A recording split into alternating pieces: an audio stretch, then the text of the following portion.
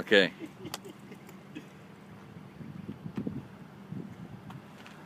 All right, check that out. Cool. So you know how to do all that stuff. Excellent. It's a great piece, don't you think?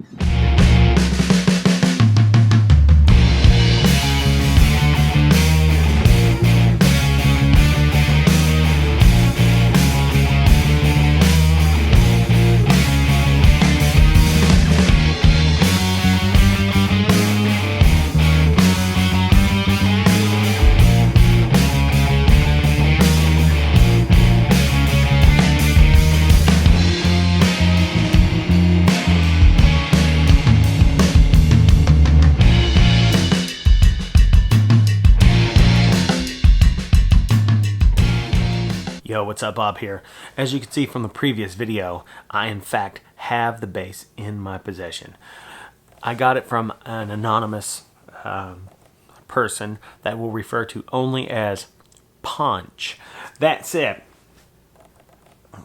I have the bass, and it's a little cheesier than it looked in the pictures, which I kind of expected that, kind of didn't.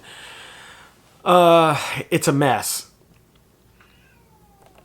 It needs to be cleaned up a bit.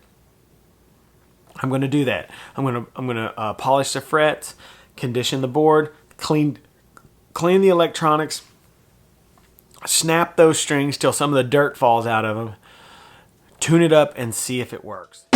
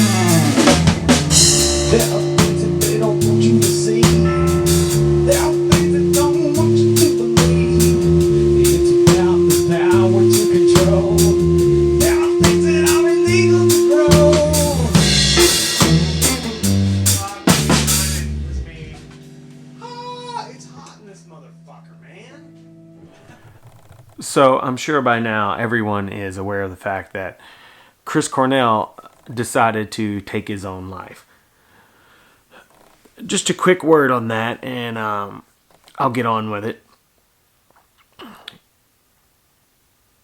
You know, I am very serious about the way I treat my body, what I eat, and exercise, and things like that.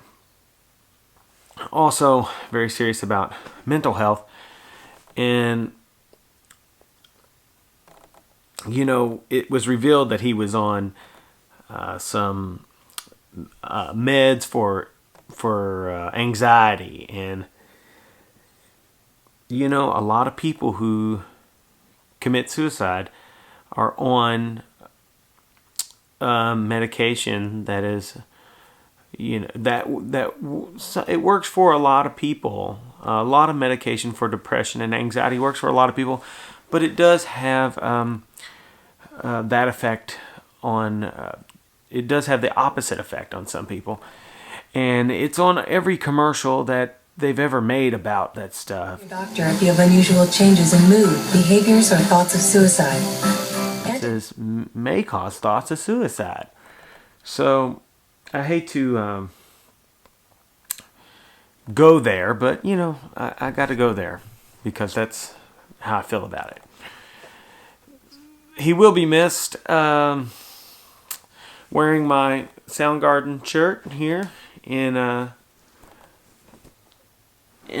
of Mr. Cornell. This is I bought this shirt the day Bad Motorfinger came out. Well, maybe it was like I had to get to the local record store, so it might have been like within the week. And you know, I've had this shirt, is probably, it's over 20 years old right now, so it's seen better days. But needless to say, I was a fan, and I like the guy's music, so you know, I felt like I needed to say something. On to far less important subjects. Let's talk about the Kingston bass. The Kingston bass, bad news on it. It needed to be completely rewired. When I opened it up, everything was disconnected. It's beautiful in there now. I spent a little time. I soldered everything up very nicely. It's very neat in there. Probably neater than it's ever been. It's perfectly grounded. And, you know, it sounds pretty good. That said, this pickup is incredibly microphonic. So, even just a strap moving on the bass, you hear. But, it's cool. The bass has medium action on it right now. Medium to high action. It does have, even at this height, it does have some dead frets. Especially that one. Now, I have not adjusted the truss rod, which I will do. And I may hit that fret right here with a dead blow hammer. I suspect it's popped up a little bit. You just give it a good whack with the dead blow, and it'll go back into its spot, hopefully. Little trick there of the trade. Things I did to the bass. Rewired all the wiring. The whole entire bridge plate and saddles were on backward. Remedied that, obviously. Adjusted the bridge itself so that the strings were in the slots just a little bit better. Cleaned out the nut, polished the frets, conditioned the board, cleaned the bass just in general. The bass is very light. It's got a funky, kind of gritty sound. But if you're in like a garage band or, you know, some type of alt country band, or you know, just something, you know, some kind of funky music that you don't, that, you know, it's not, maybe not that cool to have a real super expensive guitar, but you want a bass guitar rather, but you want something vintage and it's got some vibe. This is definitely a character instrument. It if you play this on a track, it's gonna have a lot of character. I have like the ashtray that goes over this and has like a foam in it to mute. That's what this little, it's got a little doohickey here, a little screw that holds it on. Sorry, I just hit the camera. This headstock, really kind of flamey little veneer on there, you know. At least I assume it's a veneer, or I don't know, just flamey little maple headstock. And you know, it looks so cool hanging on the wall. I will probably hang on to it maybe for a few weeks, or who knows, maybe forever. I don't know. It really depends on how I can get it to play. If I can get the action a little lower and get those frets to stop buzzing and all that, I might keep it. Taco Cox might want it. I don't know. I might shop it around, see what I can get for it. I'm not really sure. I think it's really cool. It looks smoking just hanging in here. You know, I'm just totally stupid for old stuff. That said, you know, anybody who got this bass and put just a tiny bit of effort into getting a proper setup, getting the neck adjusted, maybe even paying for a grind and polish, it's where they level the frets, the bass could play awesome with super low action and, you know, put some new strings on it, and it would be a pretty legit instrument for not very much money. So what I'm trying to say is if you put any more effort into it than what I'm going to, you'd have a pretty nice instrument. I will do limited things to this bass because its future with me is iffy at best. So as of right now, it's a cheap thrill. And, you know, we'll see. We'll see what happens. But the bass is really cool. I'll plug it in, let you hear it. Here we go.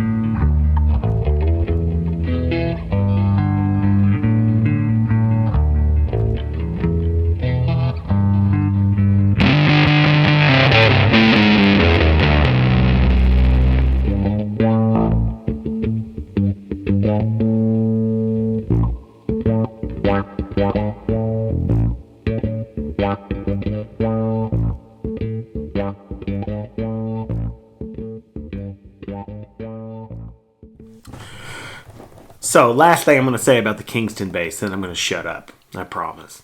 I won't talk about the Kingston bass anymore until it's either sold, traded, or destroyed. I suspect that the strings on the bass are the original strings. They have these giant steel ball ends on them, and they're crazy looking. It's crazy old as well. And I think that if it had a new set of strings on it, that would go a long way to help it.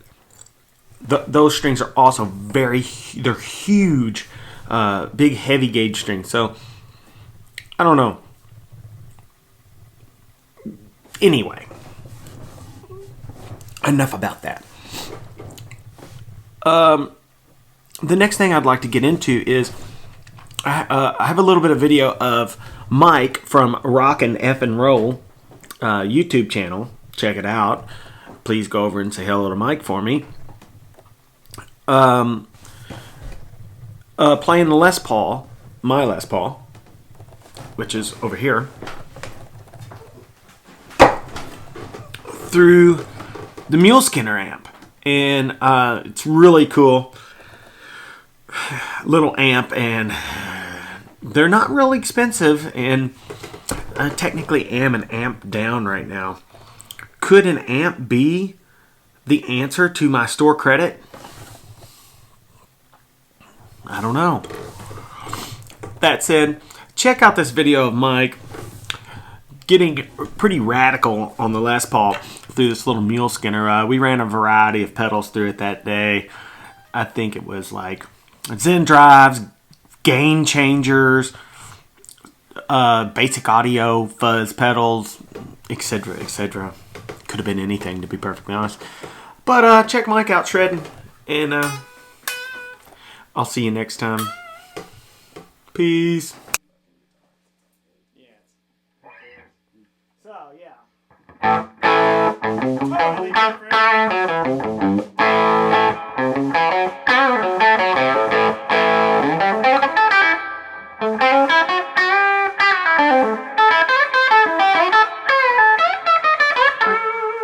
The neck feels so good.